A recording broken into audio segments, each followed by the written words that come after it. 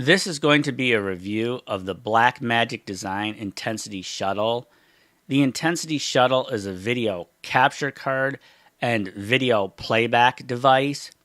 It gets its power from the USB 3 cable instead of relying on a third-party power supply that could get damaged or could get lost.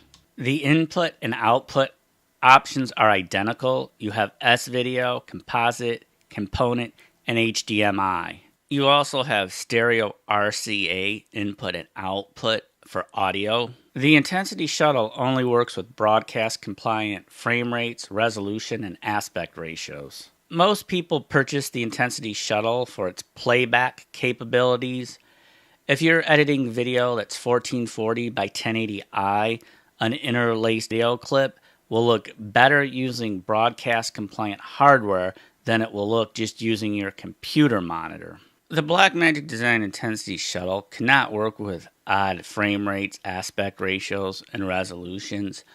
I have a tutorial that shows how to use Premiere Pro along with the Intensity Shuttle to trick the Intensity Shuttle into working with odd aspect ratios. I'll try to provide a link. I also have a video capture video where I capture VHS and Hi8 tapes using the Intensity Shuttle. I'll try to provide a link to that as well. I want to say that as of 2018, I think the Intensity Shuttle is obsolete. I think Blackmagic Design should discontinue it. I'm glad I've got mine, and it's been really useful for me. But the main reason I think it should be discontinued is because it's 2018, not 1998. Back in 1998, most people saw a video that was done professionally at a post-production house. It was usually up to broadcast quality standards. Now with social media like Facebook, YouTube, and Vimeo, a lot of us are seeing videos that were edited on somebody's laptop. They don't have to be broadcast compliant anymore. In fact, most people want to do stuff outside of the realm of broadcast compliant frame rates, aspect ratios, and resolutions. I think that the Blackmagic Design Intensity Shuttle should be discontinued, and it should be replaced with a Media Shuttle Pro, something that could record any aspect ratio, any frame rate, any resolution, and play back any aspect ratio, any frame rate, and any resolution.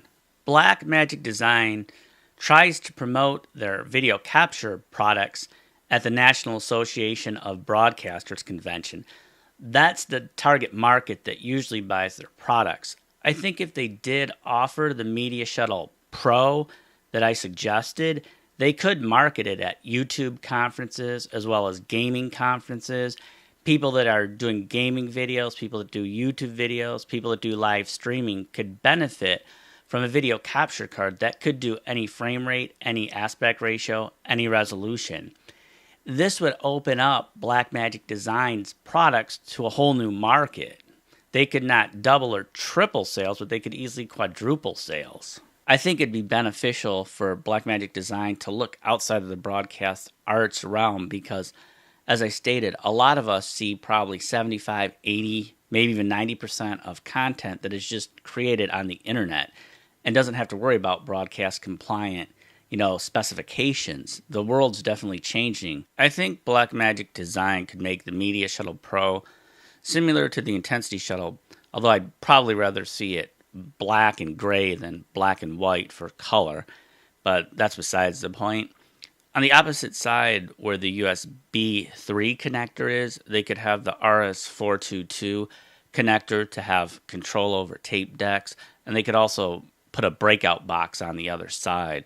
I think it'd be a good idea for Blackmagic Design to start thinking about making better hardware for people that are into gaming and people that do YouTube type videos, people that want to do live streaming. I don't doubt there are some people that would rather have them make two different versions, one with the RCA, HDMI type connectors, and then another version that had XLR and BNC connectors. They could do it that way. I just thought having a breakout box would allow them to just make one product for the home user, and the professional broadcast arts user could use the exact same product. But if they made two different products, that'd be fine. I have some criticisms concerning the capture capabilities of the Intensity Shuttle. One of the biggest complaints is that it can record into Motion Jpeg, but it will not let you record it 2-to-1 compression, 3-to-1, 5-to-1, 10-to-1. It's set at its own compression ratio. I believe it's probably about 5-to-1. That's my guess.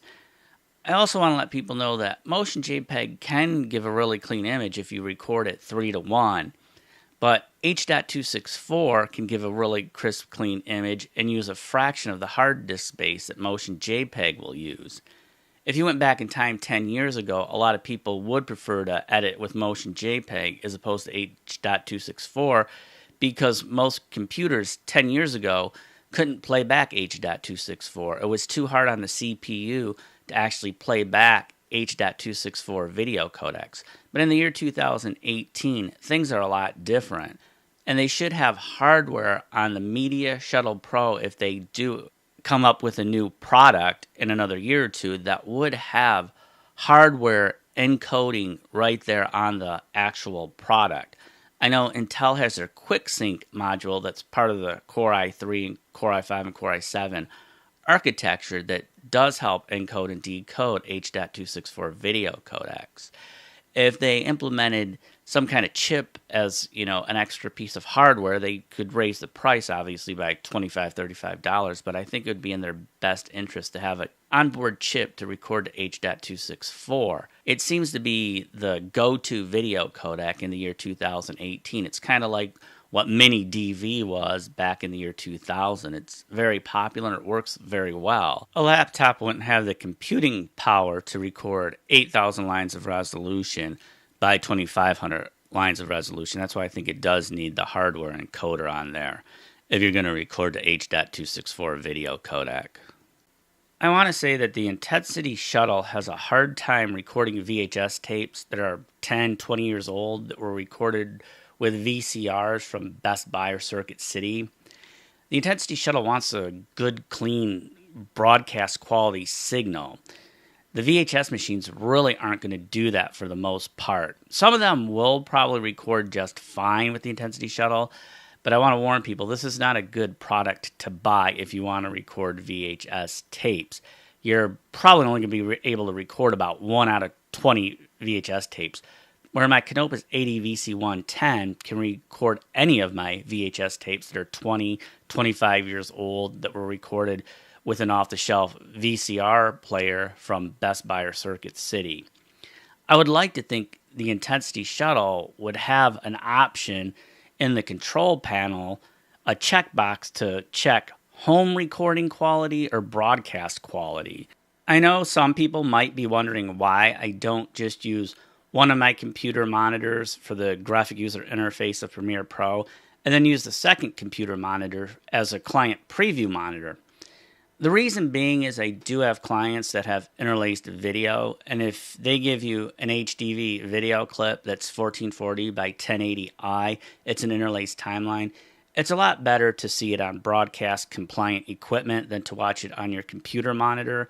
If I have a client that needs me to edit some VHS tapes for them, it's a lot better to see those timelines and sequences on the old CRT monitor than on your computer monitor. I like the capabilities when using Premiere Pro with the Intensity Shuttle to be able to view my drone video clips on the old CRT monitor, as well as view 4K video clips from the Red 1 camera. I also want to state that Premiere Pro tends to play motion graphics better using third-party hardware than it does on the computer screen. I do want to say it is great that the Intensity Shuttle does get its power from the USB cable, and I think it's great that Blackmagic Design offered a USB 3 video capture card for the broadcast professionals. The Blackmagic Design Intensity Shuttle lists for $199.